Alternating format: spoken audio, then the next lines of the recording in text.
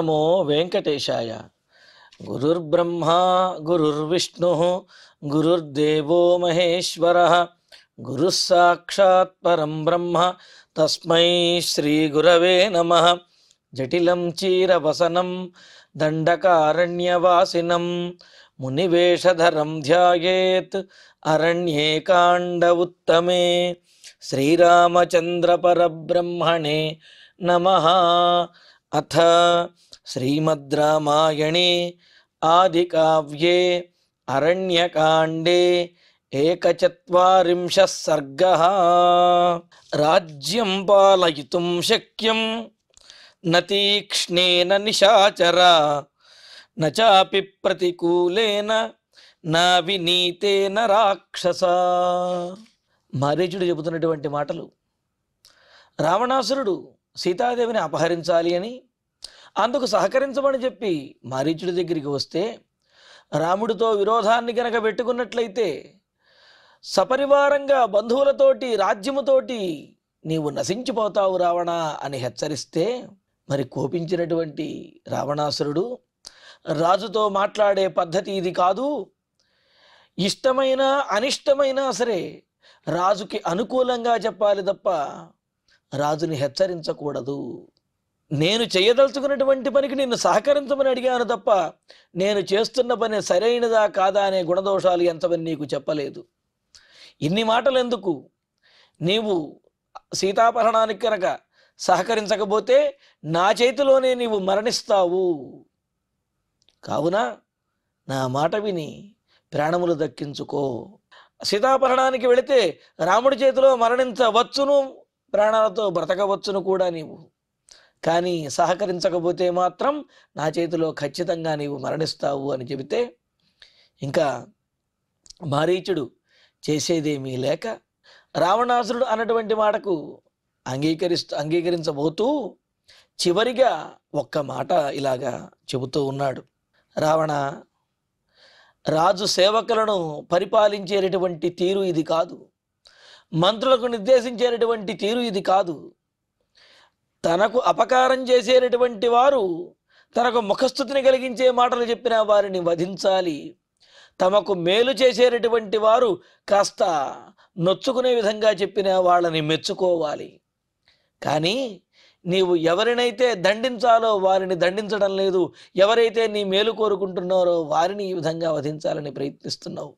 కానీ ధర్మము, అర్థము, కామము ఇవన్నీ కూడా, జయము ఇవన్నీ రాజ్యంలో ఉన్నటువంటి వారందరికీ ప్రాప్తించాలి అంటే ముందు రాజుగారికి ఇవి ప్రాప్తించాలి. రాజు మీదే ప్రజల యొక్క ధర్మార్థకామములు ఆధారపడి ఉంటాయి. కావున మొదట రాజుని రక్షించుకోవాలి అనే ఉద్దేశ్యంతో నేను నీకు అన్ని మాటలు చెప్పాను, కానీ లేకపోతే ఇంకెందుకు అని అంటూ, అయినా నీవు అనుకుంటున్నట్లుగా కేవలం అధికారంతోటో దర్పంతోటో గర్వంతోటో బెదిరించో రాజ్యాన్ని పరిపాలించడం సరైనటువంటి మార్గము కానే కాదు. రాక్షస, నిశాచర, ఓ రావణ, తీక్ష్ణేన రాజ్యం నశక్యం. తీవ్రంగా దండిస్తూ, అంటే చిన్న చిన్న తప్పులకు కూడా అవతల వారిని తీవ్రంగా దండిస్తూ ఉండడం కూడా అది సరైన పద్ధతి కాదు. ఎందుకు అంటే విచక్షణ జ్ఞానం లేదు అనుకుంటారు, పైగా ప్రజలు ఎదురు తిరుగుతారు. అంతేకాదు ప్రతికూలేన నా, ప్రతికూలంగా అంటే సేవకులకు వ్యతిరేకంగా లేకపోతే ప్రజల యొక్క అభిమతాలకు వ్యతిరేకంగా రాజ్యాన్ని పరిపాలించినా ఆ రాజ్యం నిలబడదు. అవినీతేననా, వినయాన్ని విడిచిపెట్టేసి నేను రాజుని, నాకు ఎదురు లేదు, నేను ఏది చెబితే అది అని చెప్పి నిరంకుశంగా గనక పరిపాలించాలి అని అనుకున్నట్లయితే అది కూడా కుదరని పని. అప్పుడు కూడా ప్రజలు మెచ్చుకోరు, ప్రజలు ఎదురు తిరుగుతారు.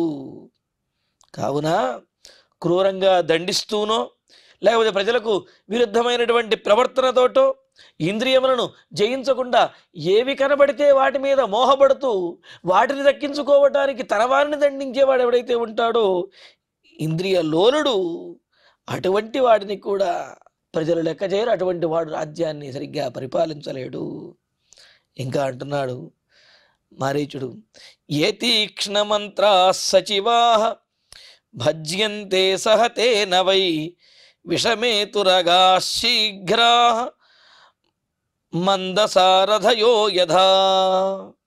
ఎవరికి ఎంత సామర్థ్యం ఉన్నదో అంతటి పనిని గనక వాళ్ళు తీసుకున్నట్లయితే అప్పుడు ఆ పనిని నిర్వర్తించగలుగుతారు. ఎవరు ఎంత బరువు మొయ్యగలరో అంత బరువునే గనక తీసుకున్నట్లయితే ఆ బరువును మొయ్యగలుగుతారు, కానీ లేకపోతే మొయ్యలేరు కదా. సైకిల్ దొక్కడం కూడా రానటువంటి వాడికి పెద్ద బరువుగా ఉండేటటువంటి మోటార్ సైకిల్ ఇచ్చి దాన్ని నడపమని అంటే ఎలా నడపగలుగుతాడు? దాని వేగాన్ని ఎలా నిలపగలుగుతాడు? కావున ఇక్కడ చెబుతున్నాడు, శీఘ్రాహ తురగాహ, వేగంగా ప్రయాణించేటటువంటి, వేగంగా రథాన్ని లాగేటటువంటి గుర్రాలు ఉన్నటువంటి రథం మీద వేగంగా నడపగలిగేటటువంటి సారథి కనుక ఉన్నట్లయితే ఆ గుర్రములతోటి ఆ రథాన్ని చాలా చక్కగాను, అదేవిధంగా సవ్యంగాను, అపాయం లేకుండాను నడిపి గమ్యాన్ని చేరుకోగలుగుతాడు.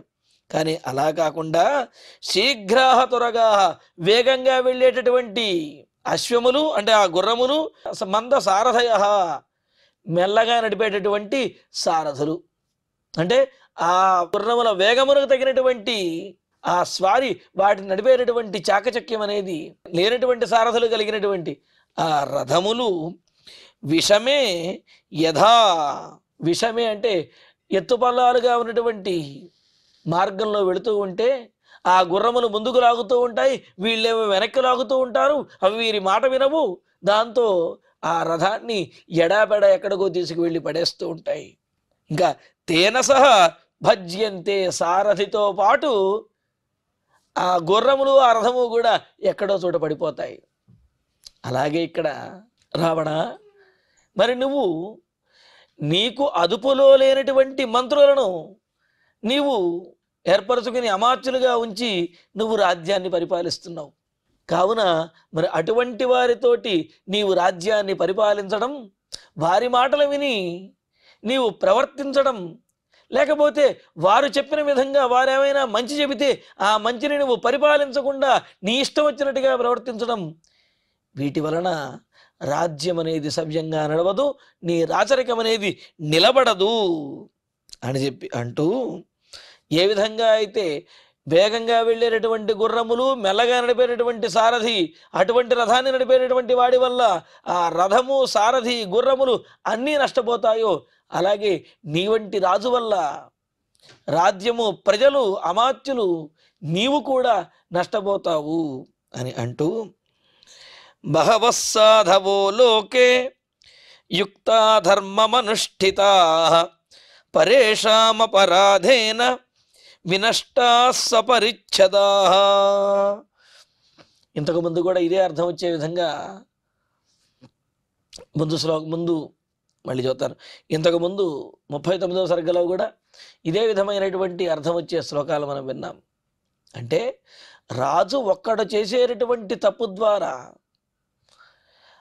ఏ తప్పు చేయనటువంటి ప్రజలు, అతని యొక్క పరివారం కూడా శిక్షణ అనుభవిస్తారు అనే విషయాన్ని మరలా గుర్తు చేస్తూ ఏమంటున్నాడు, లోకే బహవః సాధవః, ఈ లోకంలో ఎంతోమంది సత్ప్రవర్తన కలిగినటువంటి వారు, ధర్మజ్ఞులైనటువంటి వారు, యుక్తాః నీతి మార్గంలో ఉండేటటువంటి వారు కూడా, ఇంకా ధర్మం అనుష్ఠితాః ధర్మాన్ని పరిపాలించేటటువంటి వారు కూడా, పరేషామపరాధేన ఇతరులు చేసేటటువంటి లేకపోతే తమ నాయకులు చేసేటటువంటి అపరాధముల వలన సపరిచ్ఛదాః వినష్టాః, సపరివారంగా తమ వారందరితో కలిసి వారు నశించిపోతూ ఉన్నారు. అటువంటి వారిని ఈ లోకంలో చూస్తూనే ఉన్నాం. అలాగే నీ వల్ల నీ పరివారం అందరూ నశిస్తారు అని అంటూ, స్వామినా ప్రతికూలేన ప్రజాస్తీక్ష్ణేన రాఘవ రక్ష్యమాణా నవర్ధంతే మేష గోమాయునా యథా. రాజు అంటే భయంతో, రాజు ఎప్పుడు తమను దండిస్తారో అన్నటువంటి బెరుకుతోటి ప్రాణభయంతో జీవించేటటువంటి ప్రజలు, వాళ్ళు రాజుని ప్రేమించలేరు, అదేవిధంగా రాజ్యాన్ని వృద్ధిలోకి తీసుకురావడానికి సహకరించలేరు. ఏ విధంగా అయితే మేకల మంద ఒక మేకల కాపరి చేత కనుక అది సంరక్షించబడుతూ ఉన్నట్లయితే అవి చక్కగా యథేచ్ఛగా నిర్భయంగా వాటి మేతను మేస్తూ జీవిస్తూ ఉంటాయి. ఆ సంతతి కూడా వృద్ధి చెందుతూ ఉంటుంది, ప్రశాంతంగా ఉండగలుగుతాయి. అలా కాకుండా మేకల మంద ఒక తోడేలు చేత పరిపాలించబడుతూ ఉన్నదనుకోండి, అవి తల వంచుకుని మేత వేయాలన్నా వాటికి భయమే. ఎందుకని? తోడేలు వచ్చి తమ మీద పడి, అంటే తమకు కాపలాగా ఉన్నటువంటి తోడేలే తమను భక్షించేస్తుంది అనే భయంతో అవి తమ ఆహారాన్ని కూడా తాము స్వీకరించలేవు, ప్రశాంతంగా ఉండలేవు. ఇప్పుడు నీ రాజ్యంలో ఉన్నటువంటి, లేకపోతే నీ పరిపాలనలో ఉన్నటువంటి మా అందరి పరిస్థితి అలాగే ఉన్నది అని అంటూ, రావణ ప్రతికూలేన తీక్ష్ణేన స్వామిన, జనులకు అంటే ప్రజలకు ప్రతికూలంగా ఉండేవాడు, తీవ్రమైనటువంటి కోపంతో తీక్ష్ణమైనటువంటి దండన విధించేటటువంటి వాడు, అటువంటి స్వభావం కలిగిన రాజు చేత, స్వామిన రాజు చేత రక్ష్యమాణాః, అటువంటి రాజు చేత రక్షింపబడుతున్నటువంటి వారైనప్పటికీ కూడా ఆ రాజ్యంలో ఉన్నటువంటి ప్రజలు, ఆ పరివారము, మంత్రులు వాళ్ళందరూ కూడా ఎలా ఉంటారంటే గోమాయున రక్ష్యమాణాః. గోమాయు అంటే నక్క అనే అర్థం ఉన్నది. కావున నక్క చేత రక్షించబడుతున్నటువంటి, రక్ష్యమాణాః మేషాః యథా, మేకల గుంపు వలె, నక్క పరిపాలనలో ఉన్నటువంటి మేకల గుంపు ఏ విధంగా అయితే మనల్ని పరిపాలించేటటువంటి, మనకు కాపలాగా ఉన్న నక్కే మనల్ని తినేస్తుంది అనే భయంతో అలా జీవిస్తూ ఉంటాయో, అలాగే వాటి సంతతి కానీ లేకపోతే వాటి యొక్క ఆరోగ్యం కానీ పరిపూర్ణంగా ఉండదు, అవి వృద్ధి చెందవు. అలాగా నక్క రక్షణలో ఉన్నటువంటి మేకల యొక్క గుంపు ఏ విధంగా వృద్ధి చెందదో భయంతో, అలాగే తీక్ష్ణమైన దండన వేస్తూ మూర్ఖంగా ప్రవర్తించేటటువంటి రాజు యొక్క పరిపాలనలో ఉన్నటువంటి ప్రజలు కూడా వృద్ధి చెందరు, రాజ్యం వృద్ధి చెందదు, రాజు మీద విశ్వాసం అనేది ఉండదు అని అంటూ, అవశ్యం వినశిష్యంతి సర్వే రావణ రాక్షసాః యేషాన్త్వం కర్కశో రాజా దుర్బుద్ధిరజితేంద్రియః. రావణ, కర్కశః దుర్బుద్ధి అజితేంద్రియః, కర్కోటకంగా ఉండేటటువంటి వాడు, అంటే క్రూరమైనటువంటి బుద్ధి కలిగిన వాడివి, అంతేకాదు దుష్టమైనటువంటి బుద్ధి కూడా కలిగినటువంటి వాడివి. వీటికి తోడు ఇంద్రియములు ఎటు చెబితే అటు పాకులాడేటువంటి వాడివి, ఇంద్రియములను జయించనటువంటి వాడివి, వశమైనటువంటి వాడివి. అలాగే అటువంటి బలహీనమైనటువంటి త్వం నీవు, బలహీనము అంటే బలహీన లక్షణములు, క్రూరమైనటువంటి దుష్టమైనటువంటి లక్షణములు కలిగినటువంటి నీవు, ఏషాం రాజా, ఎవరికైతే రాజుని అని నీవు అనుకుంటున్నావో, ఎవరైతే నా అధీనంలో అందరూ ఉన్నారని చెప్పి నీవు అనుకుంటున్నావో, ఆ రాక్షసులందరూ కూడా అవశ్యం వినశిష్యంతి, తప్పకుండా అందరూ కూడా నాశనమైపోతారు. ఎందుకు అంటే రాజు అయినటువంటి నువ్వే దుష్ట మార్గంలో ఉన్నావు అంటే మరి నీ పాలనలో ఉన్నటువంటి వారికి కూడా ఆ నాశనం అనేది తప్పదు అని అంటూ, తదిదం కాకతాళీయం ఘోరమాసాదితం మయా అత్రైవ శోచనీయస్త్వం ససైన్యో వినశిష్యసి. ఇంకా అంటున్నాడు కాకతాళీయంగా జరిగింది అని అంటున్నాడు. కాకతాళీయం అంటే కాకి వాలింది, కాకి వాలడము, తాడి చెట్టు మీద నుంచే ఆ పండు పడటము కూడా ఒకేసారి జరిగింది. కానీ ఆ కాకి వాలడానికి పండు పడడానికి కూడా ప్రత్యేకమైనటువంటి కారణం కానీ ఏమీ లేదు. అంటే పండు పడడానికి కారణం కాకి అని కానీ, లేకపోతే పండు పడే ముందు కాకి వచ్చి వాళ్ళని ఇటువంటి ఏమీ కూడా లేదు. అది యాదృచ్ఛికంగా జరిగినటువంటి విషయములను చెబుతూ కాకతాళీయము అని అంటారు. అలాగా కాకతాళీయంగా, యాదృచ్ఛికంగా, అనుకోకుండా, ఆకస్మికంగా ఇలా జరిగింది అని అంటున్నారు అన్నమాట. అంటే ఘోరం కాకతాళీయం ఘోరం యదం మయా ఆసాదితం, అనూహ్యంగా ఘోరమైనటువంటి ఈ పరిస్థితి నాకు ఇప్పుడు వచ్చింది. అంటే నీవు సీతాపహరణం చేయబోతూ ఆ పాపంలో నన్ను కూడా భాగస్వామిని చేస్తూ ఉన్నావు. ఇటువంటి దారుణమైన స్థితి నాకు ఇలా కాకతాళీయంగా, యాదృచ్ఛికంగా, అనుకోకుండా వచ్చి మీద పడింది. ఇదమ్మయ ఆసాదితం ససైన్యః త్వం వినశిష్యసి. కానీ ఒక్కటి మాత్రం చెప్పగలను, సరే నా కర్మ కొద్దీ ఇటువంటి పరిస్థితి నాకు వచ్చింది, కానీ నీ కర్మ ఏమిటి అని అంటే సైన్యంతో కూడినటువంటి నీవు తప్పనిసరిగా నాశనమవుతావు. అత్రైవ త్వం శోచనీయ. ఈ విషయంలోనే నేను నీ గురించి ఆలోచిస్తూ ఉన్నాను.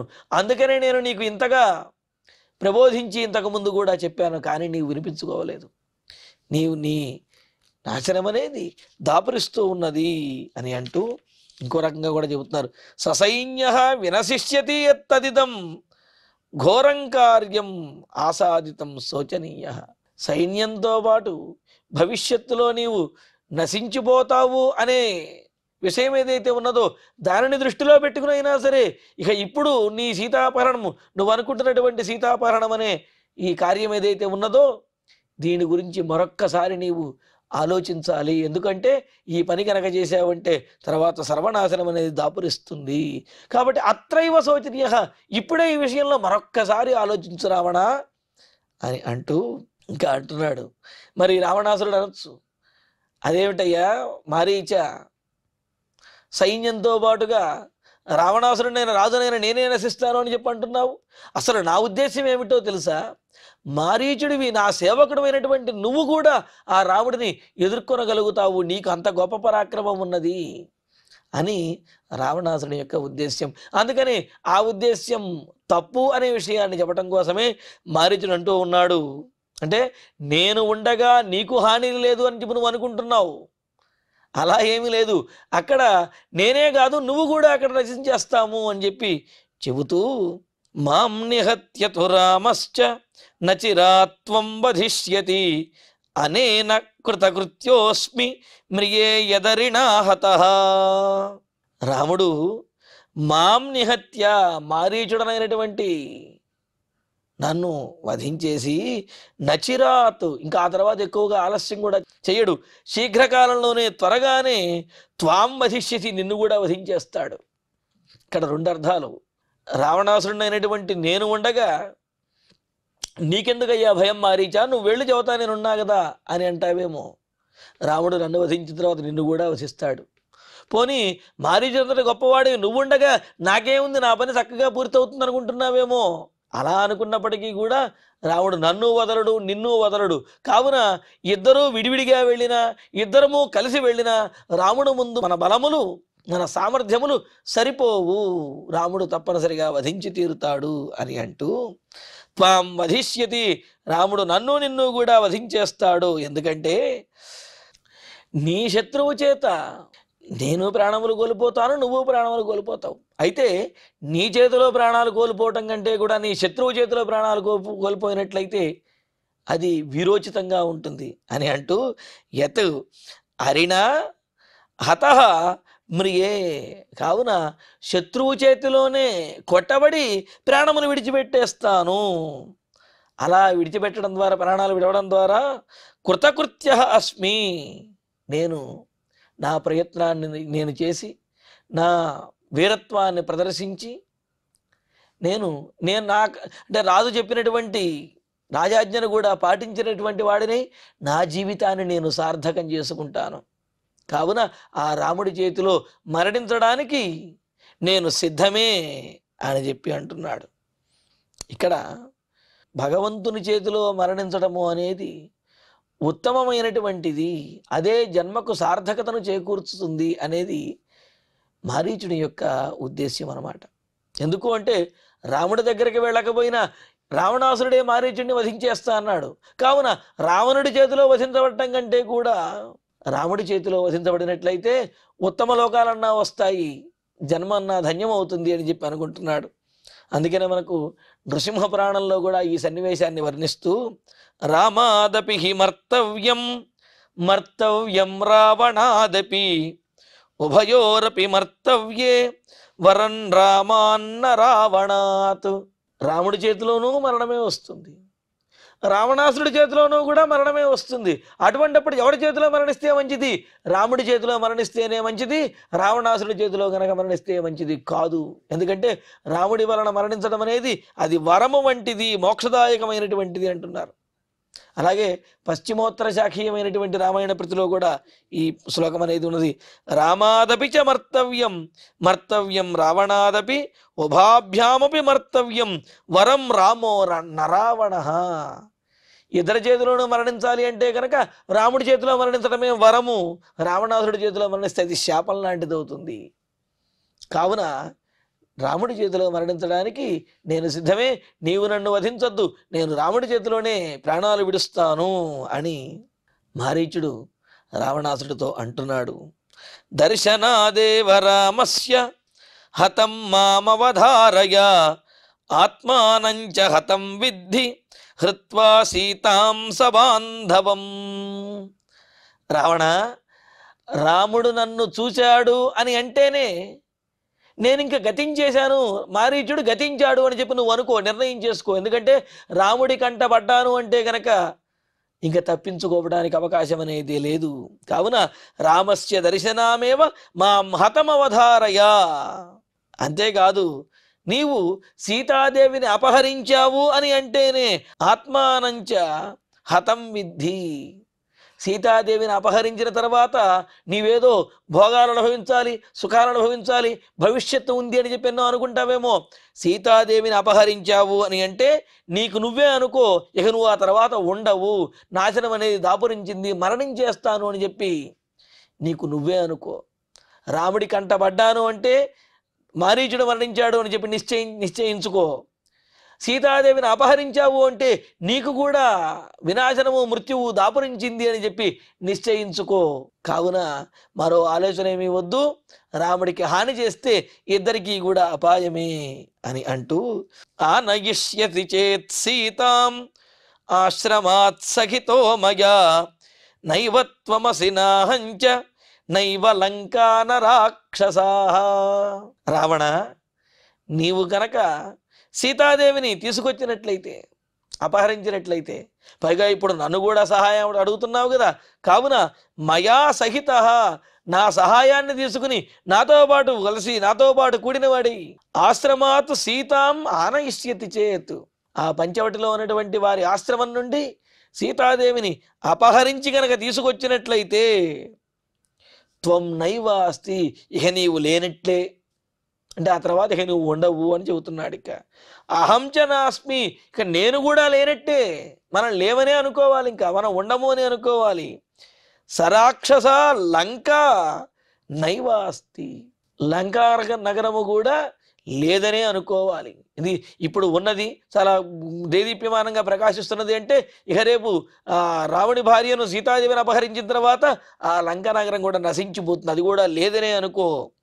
రాక్షసాహ నసంతి, నా పరివారం చాలామంది రాక్షసులు ఉన్నాం అనుకుంటున్నామేమో, నీతో పాటుగా నీకు సంబంధించిన వారు అవ్వటం వల్ల నీ రాక్షసులు కూడా ఇక పైన వారు ఉండబోరు.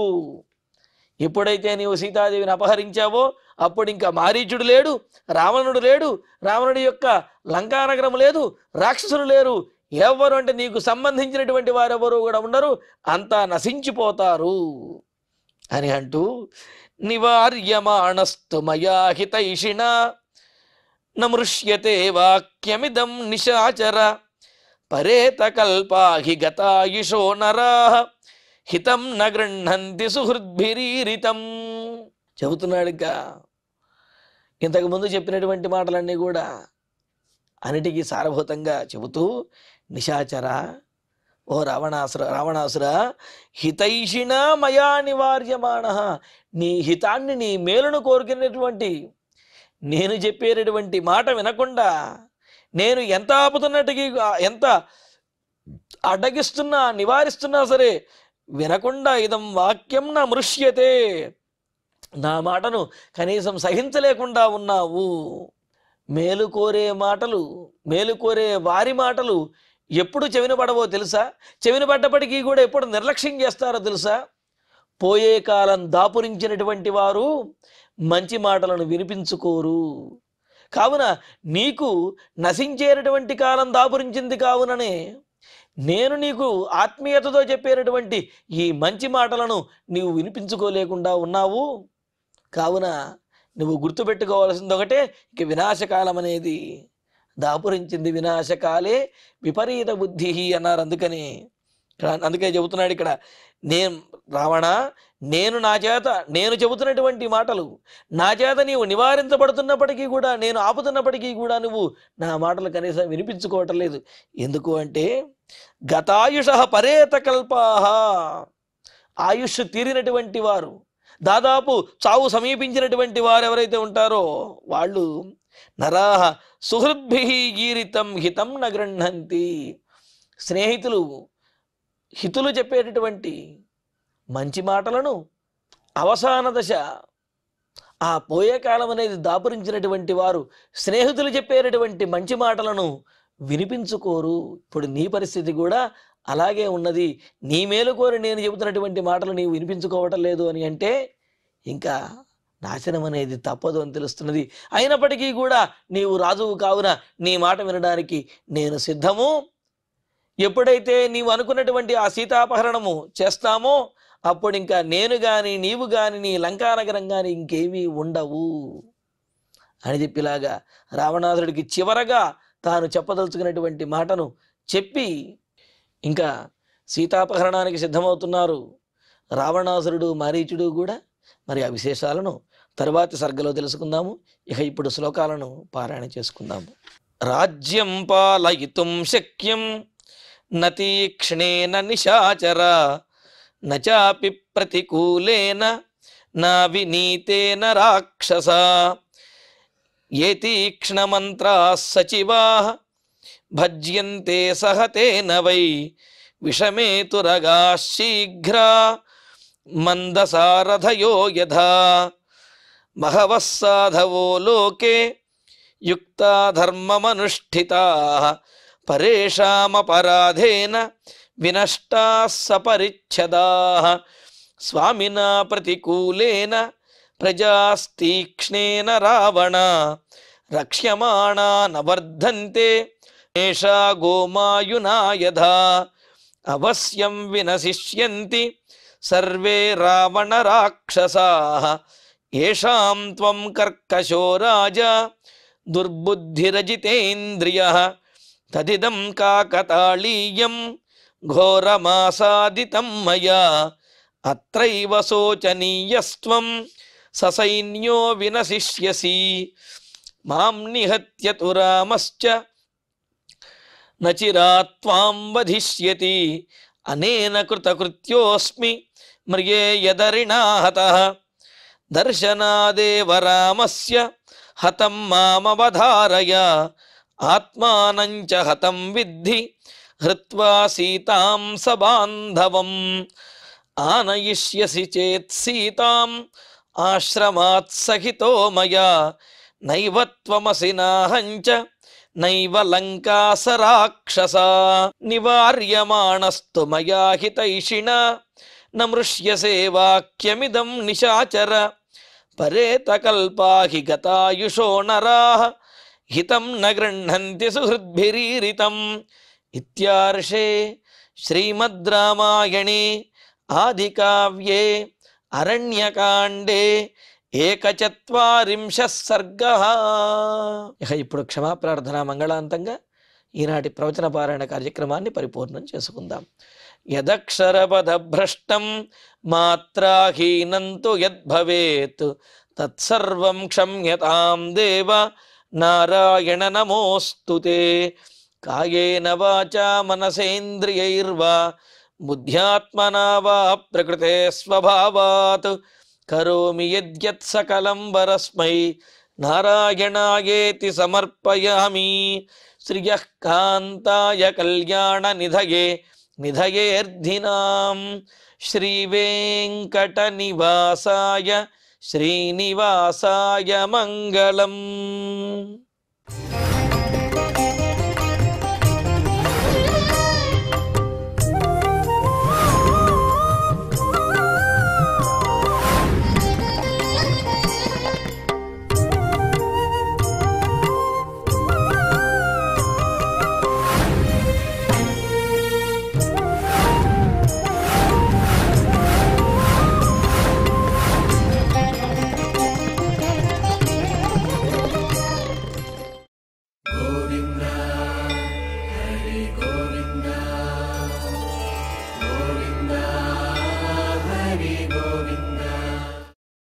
ఓం